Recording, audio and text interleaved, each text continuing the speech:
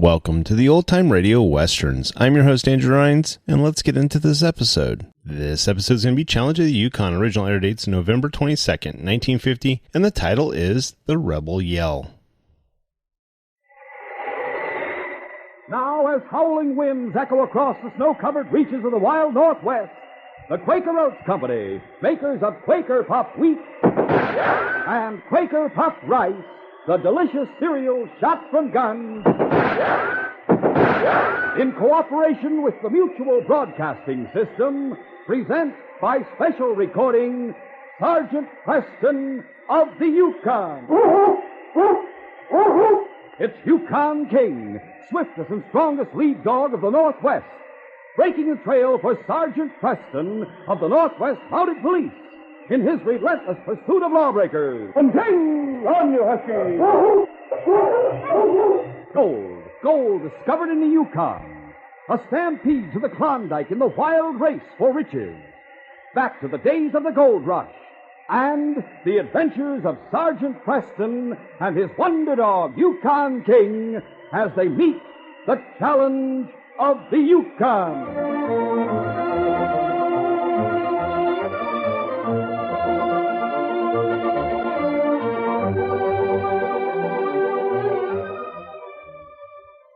Our adventure will begin in just a moment.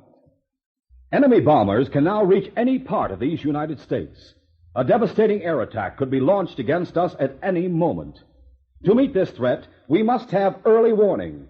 That's why 1 million civilian volunteers are desperately needed in the Ground Observer Corps. To meet this threat of a surprise attack, our armed forces and radar network are on the job day and night.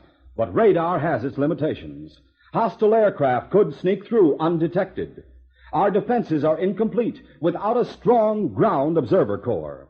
And 1 million volunteers, men, women, retired people, and teenagers, are desperately needed. Just a few hours a week of your spare time, that's all you need give. Do your part. Contact your Civil Defense Office and join the Ground Observer Corps today. This message is brought to you as a public service.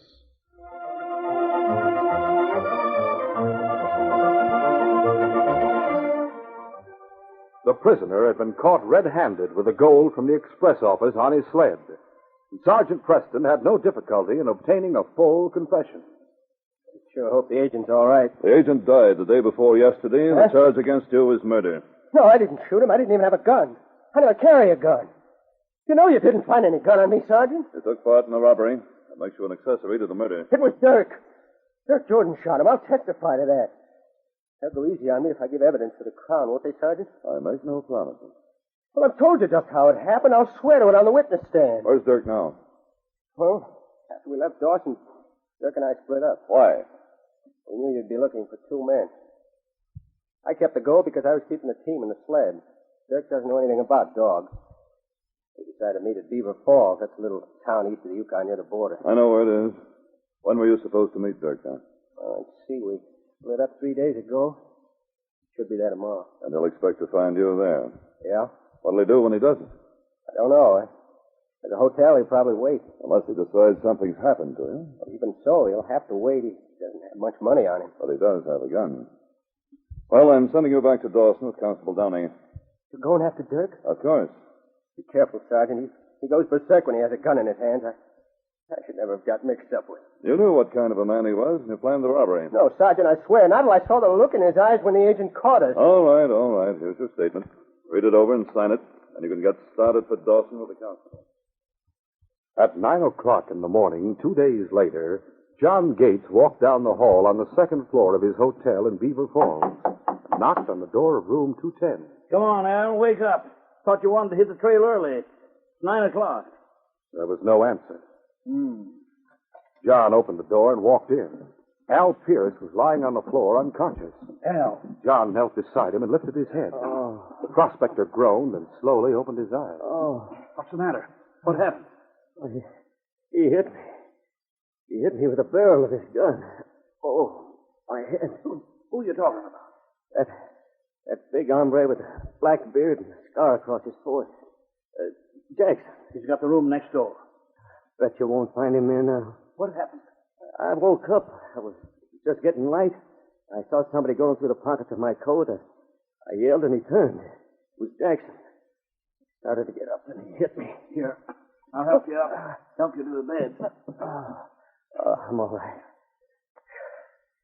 Hey, wait a minute. Let me see. See if I scared him off. No. He got what he was after. Your folks gone? Sure. Much in it? Oh, only about 6 ounces of dust. I'll take a look in his room. Cleared out all right. Must have slipped out the back door. Morning, John. Sergeant, Preston and King. Who's there? Glad to see you, Sergeant. Come on in here. You remember Al Pierce? Oh, of course. Hello, Sergeant. We got a robbery to report. Fellow named Jackson came in here this morning, pinched Al's poke, and knocked him out. That's a nasty bruise, Al. I'm all right now, and he didn't get much. Less than $100. The man's name was Jackson? That's what he called himself. Big, black beard, a scar on his forehead. Looked like a crook. He is. The man I'm after. His name isn't Jackson, it's Jordan, Dirk Jordan. He's wanted for robbery and murder in Dawson. Murder? Hey, I was lucky. When did he get here? Yesterday afternoon. Said he expected to meet his partner. His partner's in jail by now. Jordan's gone, of course. Yeah. I don't suppose you have any idea which direction he took. No, I didn't see him go. He skipped out without paying his bill. Probably heading north and out of the country if he's wanted for murder. He didn't get much money from you, and all the stolen gold was on his partner's sled. Crossing the border is simple enough, but to travel all the way to St. Michael would be different. You'd need more money, supplies, dogs, and a sled. He didn't have a team, did he? No. He might have stolen one in town. I'll check. Hey, I have an idea. What's that, Al? Well, last night we were talking about the big strikes in the district, and somebody mentioned Ed Latimer and Jerry Carter. What about them? Well, it was Harry, I think. He said they'd been thawing snow and panning gravel all winter long. They were getting close to $100 to the pan. This stranger was mighty interested. Wanted to know all about their claim. Where is it? Across the ridge on Wishbone Creek. Due north. Yeah. Those two haven't been to town all winter. They must have plenty of gold. Harry said the same thing. And supplies and dogs? Sure. This Jackson, or Jordan, was plenty interested. And the boy started kidding me about my strike, asking me how many millions I had stashed away. That's where he got the idea of robbing me. Apparently. Wishbone Creek. Thanks, Al. To lead with following. But first, I'll ask around town. There might be someone who saw Jordan leaving. Come on, King. There were no dog teams missing in Beaver Falls. The sergeant was unable to locate anyone who had seen Dirk Jordan leave town. However, just as he was preparing to start out, John Gates pushed his way through the crowd around his sled, dragging an Indian by the arm. Just a minute, Sergeant. Here's Joe Tagish. He might know something. Me not steal nothing, Sergeant. Of course not, Joe. When did you get into town? Only half hour ago. But he came from the direction of Pine Ridge. That's where he trapped. All we want to know is what he saw when he went on the trail. One fella. So see him come. Not like looks. Me hide beside trail. What this man look like? He got plenty hair on face. Him maybe in fight once. Big scar here. Dirk Jordan. No doubt about it. He was heading north, Joe? Toward Pine Ridge. And across the ridge, there's Wishbone Creek and the border. You catch him. Yes, I must. Him got big start. But he's traveling on foot. That's right. King can do it. I'll catch him before he reaches the border. Up front, King. All right. On King! It was snowing hard as the team raced out of town. But King was working as a loose lead, breaking the trail, and he set a fast pace. On and on, faster and faster toward the distant ridge. On, King! They reached it at noon. There was no trail. The slope was heavily wooded, so the sergeant let King pick his own way. Halfway to the top, he heard the sharp yelp of a puppy somewhere in the woods to his left. He looked back at the sergeant and barked. This was something that should be investigated. Yes, I heard him too, King. What's a puppy doing in this wilderness? Go on, find him, boy. King started through the trees with the sergeant close behind. A new scent reached the dog. The scent of a wolverine, and King increased his pace. Double, King. All right, go on, boy. I'll catch up with you. King dashed ahead. When he reached the edge of a small clearing, he saw the puppy, small and pure white. The wolverine was crouched at the bottom of a huge pine. The puppy was inviting him to play, dashing toward him with mock ferocity and then away. The wolverine was waiting for the puppy to come close enough to be raked by his murderous teeth. As King ran forward, the wolverine struck, knocked the puppy off his feet. But before he could close in for the kill, King was on top of him. The great dog's jaws clamped on the back of the Wolverine's neck and tossed him high in the air. He landed in the middle of the clearing, snarling. The next second, a shot rang out. A bullet from the sergeant's gun had ended the Wolverine's vicious career. The sergeant hurried to the puppy and picked him up. There, little fella. It isn't so bad. We'll fix you up in no time at all. Come on, King. Back to the sled. Our young friend here needs some first aid. The puppy had been bandaged and was nestling in a warm blanket when the sergeant heard a man calling him from higher up the ridge. Whitey! Whitey, where are you? Whitey! There he is. This way. Where? Oh, there you are. I was looking for a puppy. A white Siberian. This the one on my sled? Whitey! Hey, what's the matter with him, the bandage? He tried to play with a Wolverine. Well, wouldn't you know? He got away early this morning. I've been looking for him for hours. Where do you live? The other side of the ridge. Wishbone Creek. Are you either Ed Latimer or Jerry Carter? Why, yes, I'm Latimer. I'm Sergeant Preston, Northwest Mounted. You seen a big man with a black beard and a scar on his forehead this morning? Oh, I haven't seen anyone. Well, I've an idea that he's on his way to your cabin. May have reached there by now. Who is this man? Name's Dirk Jordan. He's dangerous, a killer. Sergeant, I've got to get back to the cabin fast. If I'm on board the sled, I'll give you a lift. It's my partner. I left him all alone there. He's in no condition. There's no telling what he might do. Tell me on the way. Climb on board. All right. On, King! On!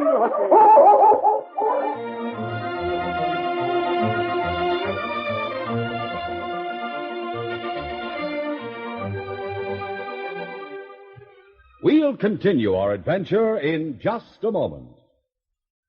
You should have been at the ball game today. I saw 3 home runs. And guess what? I got one of the home run balls. Fellas and girls, why don't you get a free baseball ticket? It's easy. Come out to the ball game as guest of a major or minor league team. Your free ticket is waiting for you right now inside packages of Quaker Puffed Wheat, Quaker Puffed Rice, Muffet Shredded Wheat, and Quaker Pack-O-Ten, which has 2 free baseball tickets. Yes, if you are 12 years or younger, just bring mom or dad or another paying adult and see wonderful major or minor league baseball games free. Names of teams and dates are on every ticket. Get as many free tickets as you want. No mailing, no waiting. When Mom buys breakfast cereal, just be sure she gets the kind with a free baseball ticket inside. That's Quaker Puffed Wheat and Rice and Muffet Shredded Wheat. You get 2 free baseball tickets inside Quaker Pack-O-Ten. So don't miss out another day. See the star players wallop those home runs.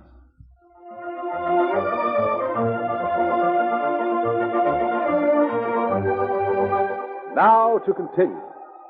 As King and the sergeant's team plowed through the drifted snow toward the top of the ridge, Ed Latimer told the sergeant a strange story. What were you going to say about your partner? I have to keep him locked up. What? That's a funny case, Sergeant. I better tell you all about it. 3 months ago, he had a nasty fall and hit his head.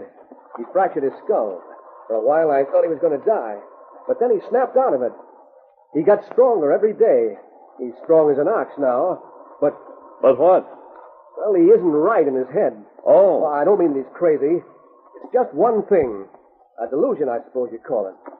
You see, Jerry comes from Georgia. He's always found this cold hard to take. He's hated it. Yes? Now he thinks he's back home.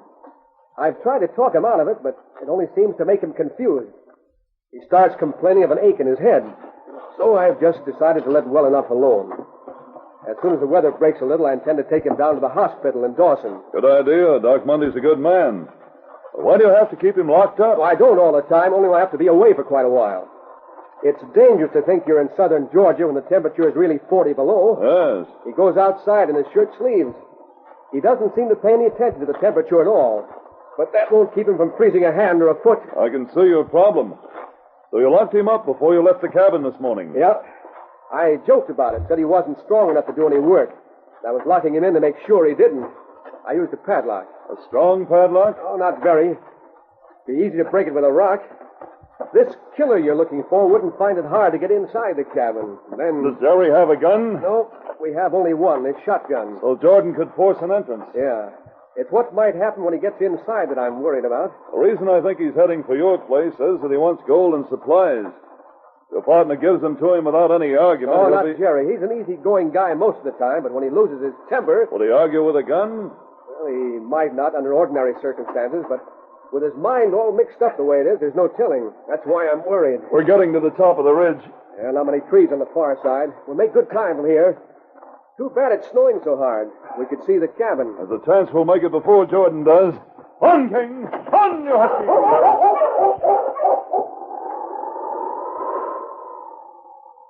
But as the sergeant and Ed started down the long slope of the ridge, Dirk Jordan was standing in front of the cabin. The padlock on the door made him suppose there was no one inside, and he laughed to himself. He opened his pocket and slipped one of his 2 guns from its holster. Then he changed his mind and dropped the gun into the pocket of his parka. Why waste ammunition? He picked up a rock and with a few well-aimed blows broke the padlock. Then he opened the door and walked in. The kitchen door opened and... You, Ed? Oh, hello. Come on in. I am in. Get the door. Sit down. Make yourself comfortable. Where's your partner? Ed? Oh, he's out looking for our pup. Are you a friend of Ed? Haven't got any time to waste. Now, if that isn't just like a Yankee. You're a Yankee, I know. I can tell from the way you talk. But if you're a friend of Ed's, you're a friend of mine. What brings you down south? Down south? Well, I'll admit it isn't as far south as Florida, but Georgia's still below the Mason-Dixon line, and that's all that counts. Hey, are you nuts? Don't let it bother you. How about a nice, long, cool drink, huh? Ed'll be back soon. If he finds out I haven't shown you some real Southern hospitality... You show me plenty of hospitality. Dirk's hand came out of the pocket of his parka with a gun in it. Now, where's the gold? What gold? Don't stall your gold. Don't tell me you haven't got any. I know better. You've been panning it out all winter. Gold? Where is it? I don't know. You better find out mighty fast. You see this gun, don't you? Yeah. I've been wondering about it. Smart, huh? Well, I'll explain. This is a holdup. I want gold. I want supplies. I want a dog sled and a team. So you're not a friend of Ed? I never said I was. Get the gold and haul out some supplies, or I'll put a bullet through your head. I don't like you, mister. Move! If there's any gold here, it must belong to Ed, and you're not going to lay a finger on it. As for supplies, all you had to do was ask for 'em like a gentleman. I'd have given you all we could spare. Get moving or I'll shoot. A threat like that don't scare me one little bit, mister. I'm no fire eater, but when a no-good son of a carpetbagger comes into my home and starts ordering me around, I figure something ought to be done about it. There we are. Jerry stooped down and picked up a heavy piece of wood from beside the stove. Then he started moving toward Dirk. I'll shoot. I mean it, you fool. I've killed men before, and I don't mind doing it again. When my daddy used to get mad, he'd let out a yell. The rebel yell. It's a funny thing, mister, but I feel like yelling myself. One more step. Just as Dirk squeezed the trigger, Jerry's foot came up from the floor and hit his gun hand. Then the club cracked down on Dirk's skull. Dirk dropped. His gun slid across the floor and under the cupboard. Jerry stared at the killer for a moment, shook his head, and reaching down, grabbed hold of the collar of Dirk's parka. He dragged him into the kitchen. A few moments later, he returned to the living room, shutting the door behind him. He took a few steps toward his cot, stopped, and raised a hand to his head. The hand was red when he looked at it. He slumped to the floor.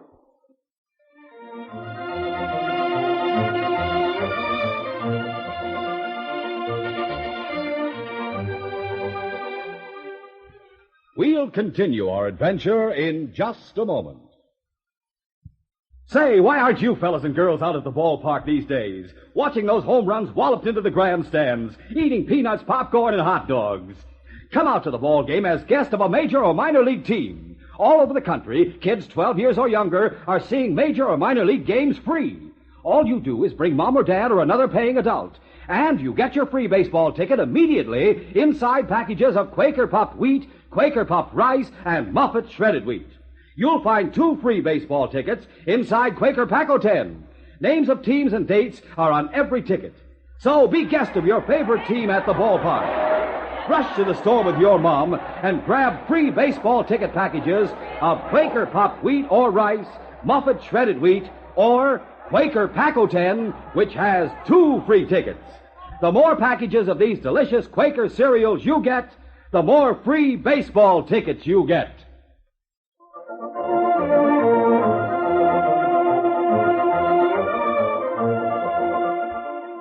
Now to continue. The sergeant and Ed had heard Jerry's yell and the shot when they were halfway down the ridge. It took them another 15 minutes to reach the cabin. Hold, King. Hold your husky. Hold on. Better stay back, Ed. Oh, he's gone by now. He has plenty of time to make us get away. Stay back. With gun drawn, the sergeant moved swiftly to the door with King beside him. He thrust it open and stepped swiftly to one side. There was only silence inside the cabin, and King seemed anxious to enter, so the sergeant stepped over the threshold. King trotted directly to the man on the floor. Your partner's wounded, Ed. Not dead. No. Are you sure? It's a scalp wound, deep, but I think he'll pull through. Did you get my first aid kit? I have antiseptic and a roll of bandages right here. Oh, please. Right. Here you are. Pour some of the antiseptic in a pan. I want to wash this thoroughly. Sure. That crook must have shot Jerry, taken the gold, and skipped out the back way. He won't get far. I'll go after him as soon as we take care of this. Here's the antiseptic right on the bench beside you. Thanks. Where was your gold hidden? It wasn't. The bag was in plain view on the shelf. What? The sergeant is still here. It hasn't been touched. He left without taking it. He must have heard your team. We scared him away. Take my gun, look out the back way, and see if there are any tracks. Jerry, he's coming too. Yes, this thing of the antiseptic is powerful stuff. It's cool. Better shut the door. Right.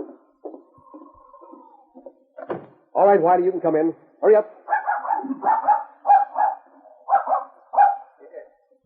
Is that you? Yes, Jerry.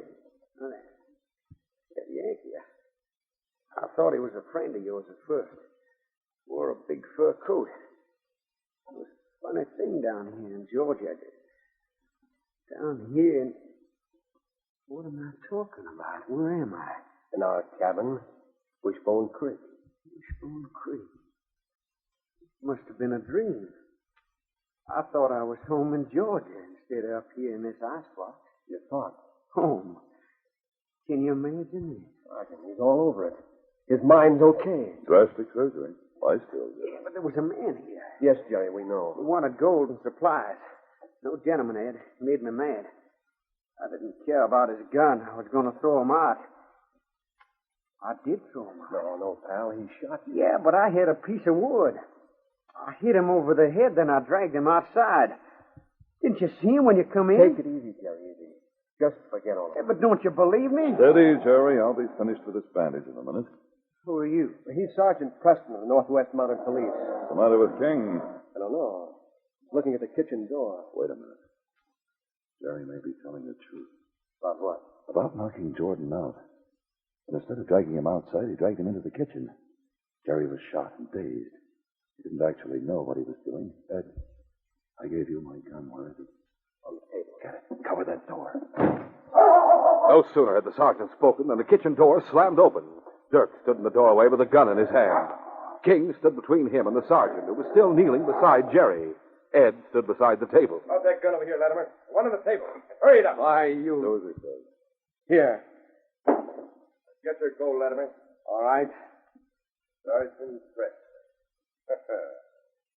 That's a good one. Sergeant Preston and the Great King. Stay quiet, Sergeant, or he'll never growl again. Down, King. Down, boy. Your partner's in jail, Dirk. He's made a full confession, and you're under arrest in the name of the Crown. Don't make me laugh. Here's the gold. Just put it on the table. I'll get it on the way out. All right. That's it. Now move aside. I'm going to borrow your dog team, Sergeant. Your buddies will find it in St. Michael. You won't have any more use for it. Before I leave, I'm going to make sure that nobody follows me. Dirk stepped forward. The sergeant's hand was touching the pan of antiseptic. Dirk laughed as he advanced toward him. I can't miss at this range. The sergeant threw the pan of antiseptic straight into Dirk's face. The sergeant rolled aside as Dirk shot. Dirk was screaming with pain and rubbing at his eyes as he fired at the spot where the sergeant had been kneeling. King hit him from the left side, and the killer went down. He still held the gun, though, and he pressed it into King's side before the dog could grasp his wrist. He pulled the trigger. The hammer landed on an empty chamber. He had fired his last shot blindly into the floor. That's enough, King. You won't need this gun anymore, Dirk. My eyes, I can't see. Your sight will come back in a little while, and when it does, you'll be able to admire this brand new set of handcuffs I'm putting on your wrists. Good work, Sergeant. Oh, I feel like... Well, I got to sit down. I feel like standing up and cheering. You know, once I nearly drowned. When I came to, it was like being born all over again. Just breathing, just being alive. It was wonderful. Well, that's the way I feel right now. To be face to face with a killer, to look down the muzzle of his gun. But Jerry, old pal, do you realize it? The sergeant saved our lives. Yeah, give him the gold, Ed. Give him the cabin. No thanks, Jerry. I'll have my reward when the jail door closes on Dirk, and I can say this case is closed.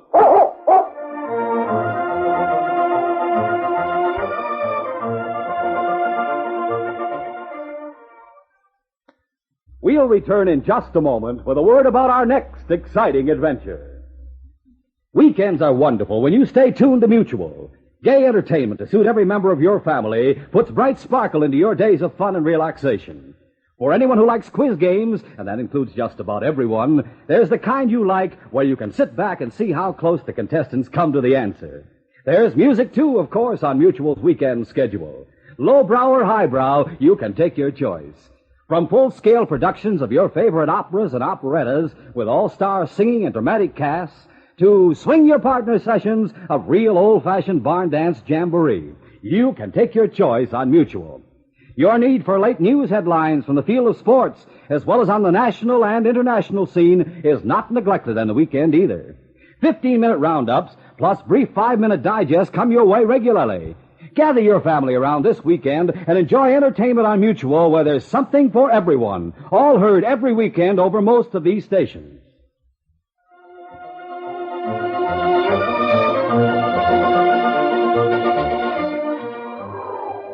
Young Corey Lane slammed the door of Matt Deacon's cabin and started trudging down the dark main street toward the center of town, his head bowed against the storm.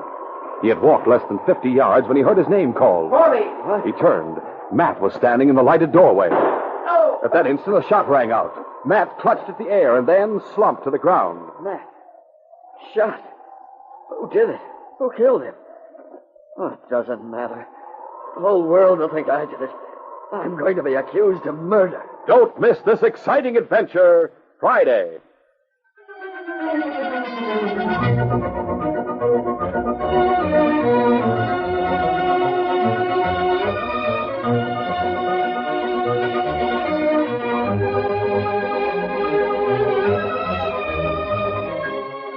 These Sergeant Preston of the Yukon Adventures are brought to you every Monday through Friday at this time by the Quaker Oats Company, makers of Quaker Puffed Wheat and Quaker Puffed Rice, the delicious cereals shot from guns.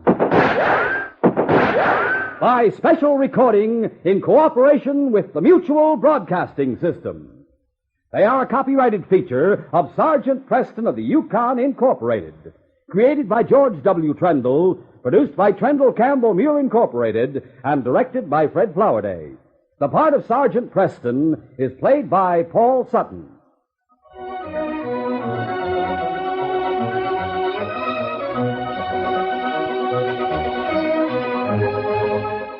This is J. Michael wishing you goodbye, good luck, and good health from Quaker Puffed Wheat and Quaker Puffed Rice.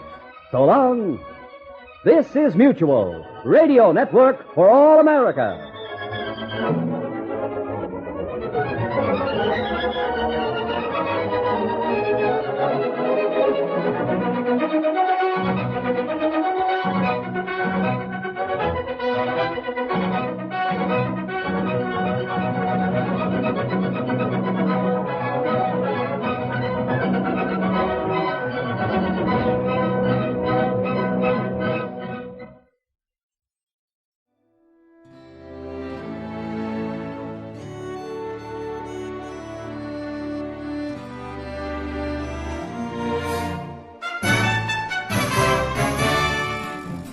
This has been a presentation of OTRWesterns.com, and we hope you enjoyed.